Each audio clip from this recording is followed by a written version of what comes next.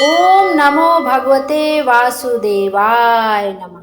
श्री कृष्ण गोविंद हरे मुरारी, हे नाथ नारायण वासुदेवा। आप सब भी कमेंट में ओम नमो भगवते वासुदेवाय नमः अवश्य लिखिएगा।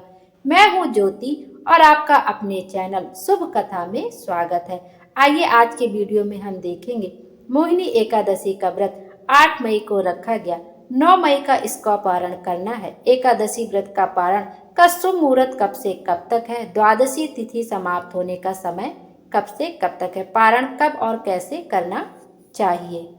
धार्मिक मान्यताओं के अनुसार एकादशी व्रत का पारण द्वादशी तिथि लगने व सूर्योदय के बाद करना शुभ माना जाता है।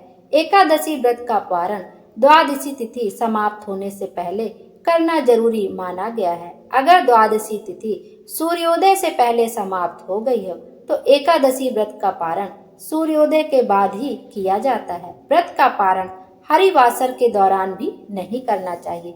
हरिवासर का समय वह होता है, हरिवासर द्वादशी तिथि की पहली 1/4 अवधि होती है। इसी को हरिवासर कहा जाता है। व्रत तोड़ने के लिए सबसे उपयुक्त समय प्रातः काल का होता है। व्रत करने वाले को मध्याह्न के दौरान व्रत तोड़ने से बचना चाहिए। कुछ कारणों की वजह से अगर कोई प्रातः काल पारण करने में सक्षम नहीं है तो उसे मध्याह्न के बाद पारण करना चाहिए। मोहिनी एकादशी का व्रत 8 मई को रखा गया है। दिन गुरुवार था और 9 मई को दिन शुक्रवार को इसका पारण किया जाएगा। व्रत का जो पारण का शुभ मुहूर्त है वो सुबह आपका 5:34 से लेकर 8:16 तक है। पारण तिथि के दिन द्वादशी समाप्त होने का समय 2:56 तक है। दोपहर में 2:56 तक है।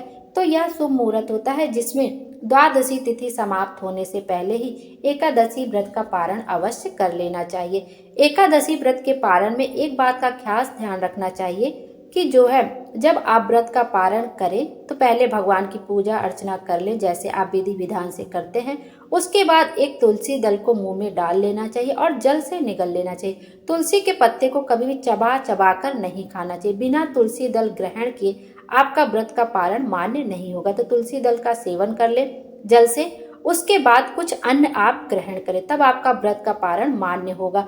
और उससे पहले आपको तुलसी माता की पूजा अर्चना अवश्य करना चाहिए क्योंकि एकादशी के दिन तुलसी माता का भी व्रत रहता है और हम उस दिन उनको जल समर्पित नहीं करते हैं। तो 1 लोटा जल, बाकी जैसे आप पूजा अर्चना करते हैं वैसे आपको तुलसी माता की पूजा अर्चना अवश्य करनी चाहिए। 1 लोटा जल तुलसी माता में जरूर समर्पित कर देना चाहिए जिससे उनका भी जो निर्जल व्रत था वो टूट जाए, उनका भी व्रत का पारण हो सके। आप उनको कुछ भोग लगा सकते हैं, मिठाई वगैरह को उनकी पूजा अर्चना कर सकते हैं और माता तुलसी को एक दीपक अवश्य प्रज्वलित करें। इस तरह से व्रत का पारण करने से हमें एकादशी व्रत के संपूर्ण पुण्य फल प्रदान हो जाता है। विष्णु भगवान हम सब की मनोकामना पूरी करें और हमारे जीवन को खुशियों से भर दे। Thank you.